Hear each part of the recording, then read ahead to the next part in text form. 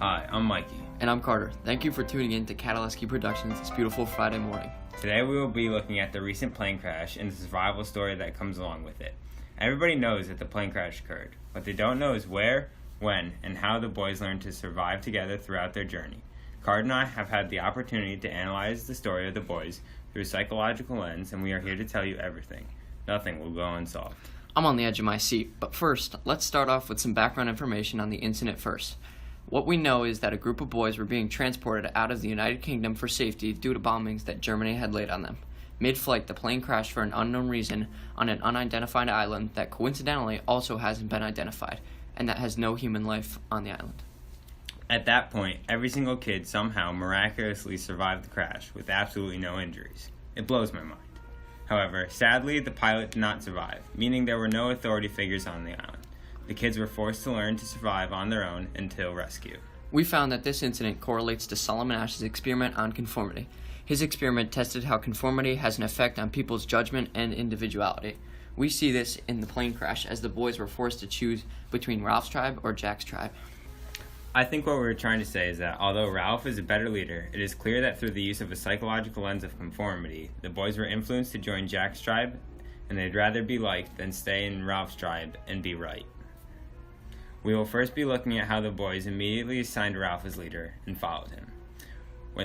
When the boys finally found everyone, they gathered together on the beach of the island.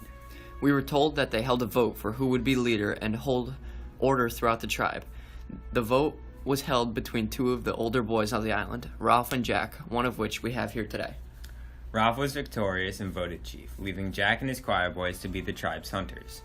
We can assume Ralph was chosen chief first because of his natural-born leader qualities. Natural-born leaders have characteristics of being tall, attractive, and they would rather be right than be liked.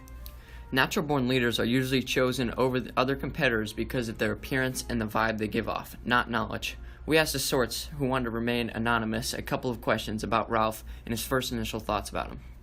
There was a stillness about Ralph as he sat that marked him out. There was his size and attractive appearance, and most obscurely, yet most powerfully, there was the conch. As we can see by his explanation about Ralph, the boys were more clearly attracted to Ralph and his natural-born leader characteristics, and that is why they chose him as the first leader and the better leader. We can also relate the changes in leadership through the book to Solomon Ash's psychological experiment about conformity. First, I'll be educating you listeners by discussing the basis of the experiment. Test subjects were told they were taking part in a visual judgment test. The tester handed the testee two cards. One had a vertical line on it and the other had 3 lines varying in length, but with one matching the line of the other card. The testee was asked to say the line that they thought best resembled one of the others.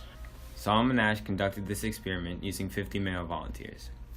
A single participant was taken into a room where he sat along 7 other men, and they were all asked to say the line that best matched. Unbeknownst to the participant, the 7 other volunteers were told to say the wrong line to test how the lone participant would react. The results were shocking, if I say so myself.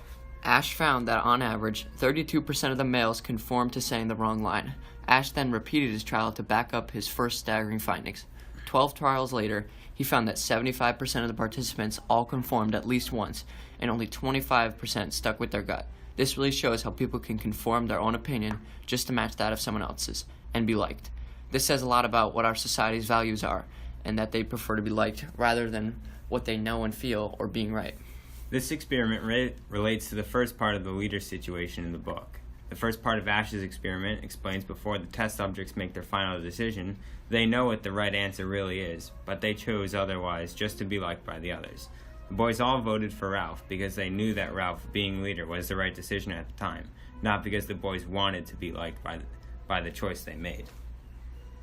We are now going to skip ahead in our story a little to a point where the boys are faced with the decision of joining Jack's tribe or sticking with Ralph. Jack and Ralph had a disagreement over whether building shelters or hunting for food was more important.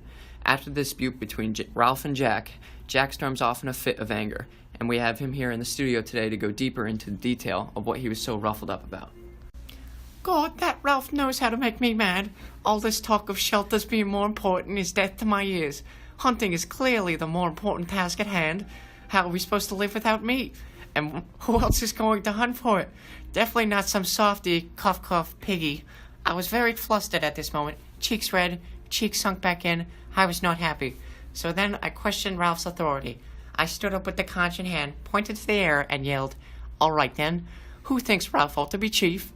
I feel as though hunting and having fun is more important than building huts and maintaining some lane signal fire. Why not take this opportunity of no adult supervision and have a little fun while you're here? Is that too much to ask? Also, my hunters and I are the only thing giving these boys meat right now. Why is Ralph trying to stop a necessary flow of protein? Fruits and vegetables won't feed forever, and meat will keep us from going hungry quicker. Ralph can't provide that kind of help. Heck, that kid was ecstatic just to poke a pig with a spear because he could never kill one. Ralph was doing nothing for us, and there was no hope with him as chief, so I split off to make my own tribe to have fun and hunt." Wow, very interesting.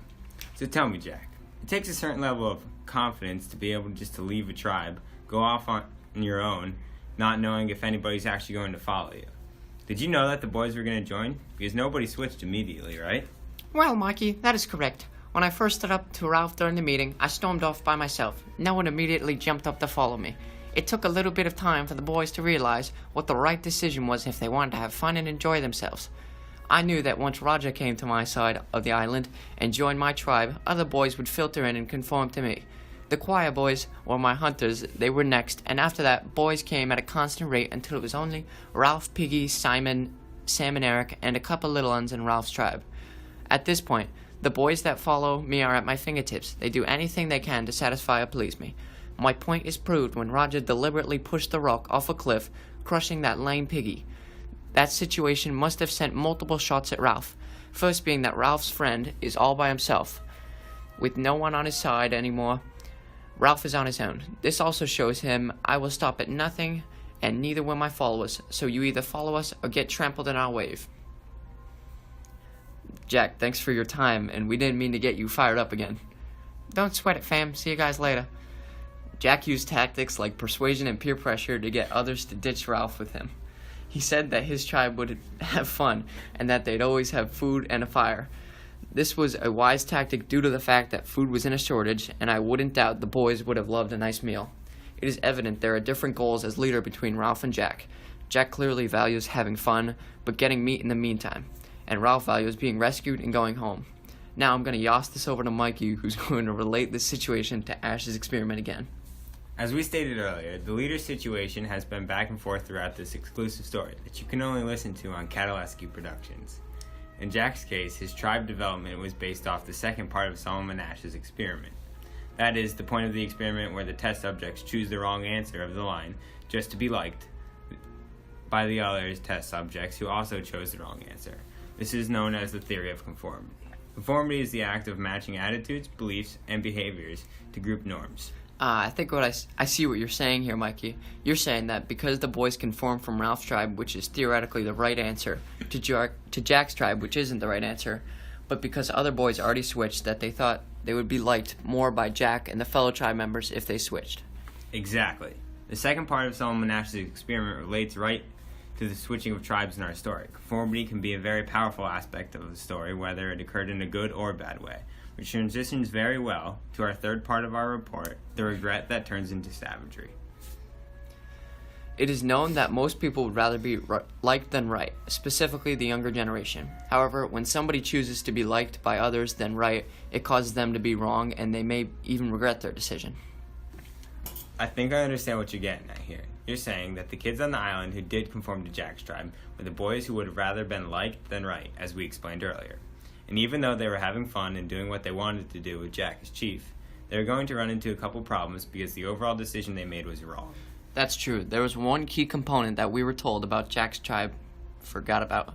One of the boys named Bill had asked about the fire, and Jack paused and realized what he had forgotten because his blush was hidden by the white and red clay he used for hunting. Jack was always too focused on the hunting and having fun. Being leader, he left out essentials, which would then cause him to make savage acts. This relates to the third part of Ash's experiment, where the people who chose the wrong answer just to be liked by others regret not choosing the right answer. They became a part of the 75% of people who did conform to the wrong choice, and it leaves 25% of the people chose the right answer without switching under the pressure of the 7 other people who purposely chose the wrong line length. So Jack's tribe is the 75% of wrong choices, and Ralph's tribe is the 25% of the right choices. However, when Jack figures out he has made a wrong move, he gets jealous of Ralph and his fire, which causes him and his tribe to turn animalistic and unethically raid Ralph's tribe for Piggy's classes, which starts the fire. To pull it all together, Solomon Ash's third part of his test relates to Jack and his tribe noticing they have messed up and made the wrong decision of switching tribes. The boys were already committed to being wrong, just like the people in the lion experiment, and they knew they couldn't leave Jack, so they kept following his horrible orders of raiding Ralph for his fire and ruining the fun aspect of the tribe and turning it savage. As we come to an end of our podcast, I just want to make a couple closing statements before we go off the air. First off, I find this story absolutely incredible. The fact that a group of boys were able to survive on an island inhabited by pigs, some creepers, and some sort of beast, for what we can only assume months because of their hair length, is incredible. It's amazing how they were able to establish a form of leadership throughout a good part of their journey until it fell apart. And what we all have to remember is that there was no authority figures to take control of the kids, which did eventually lead to some problems. What we can conclude is that because of the psychological lens of conformity, the boys on the island knew that Ralph was a better leader, but they would rather be liked and have fun by going to Jack's tribe. The power of conformity can sway people into doing anything. I completely agree. And on that note, our time is coming to an end. So I'd like to thank Jack Meridew and the anonymous source for contributing to our podcast here today and answering our questions. I would like to thank you, the listeners, for tuning in to the Cataleski Productions, and we hope you enjoyed. It's folks like you that put food on our plate. Thanks for tuning in. Where's my specs?